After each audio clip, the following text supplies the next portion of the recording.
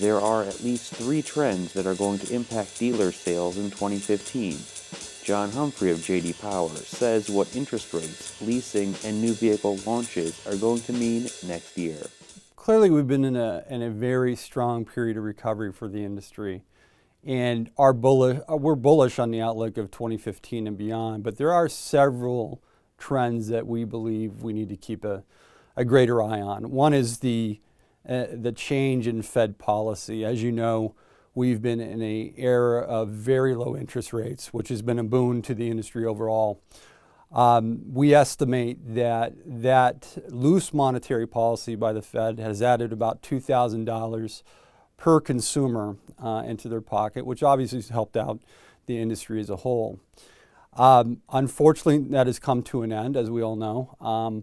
And if you model out what the impact will be going forward and the impact in demand, it will have an impact. In fact, if we model out a 100 basis point increase in interest rates, which is not out of the realm of possibility over the next couple of years, that could take away some 300,000 units in sales, or about $8 billion. So we often forget that we've been in this period with very low interest rates. It's been very good for the industry. That was never going to go on forever. In fact, now we're at that point that whether it comes in 2015, midpoint of the year, or later in the year, it will come, and it'll have an impact on overall demand. That's the first trend that will have an impact on the industry.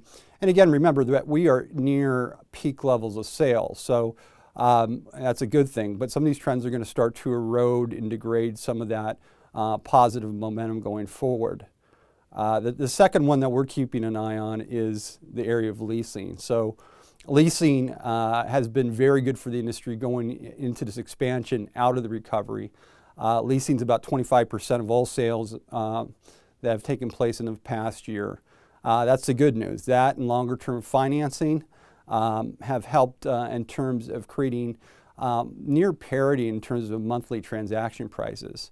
When I say near parity, the monthly transaction prices have not really moved up, despite the prices of vehicles have moved up. So psychologically, in household budgets and whatnot, has been good for overall demand.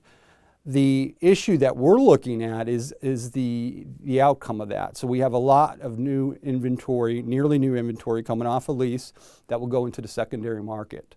That's obviously going to have an impact on trade-in volumes, and then at the same time have an impact on new car sales. So if you take that trend I just mentioned with the first one and add those up, it could be a little bit more challenging environment than we've had in the past. And then the third one that we really take a look at in terms of things to look out for 2015 is we have a lot of new launches coming in 2014 and 2015. In fact, the cadence in terms of new launches has picked up dramatically. We'll have about 140 new launches or redesigns that'll come into market this year and next year. And that was relatively mild compared to the last 3 years.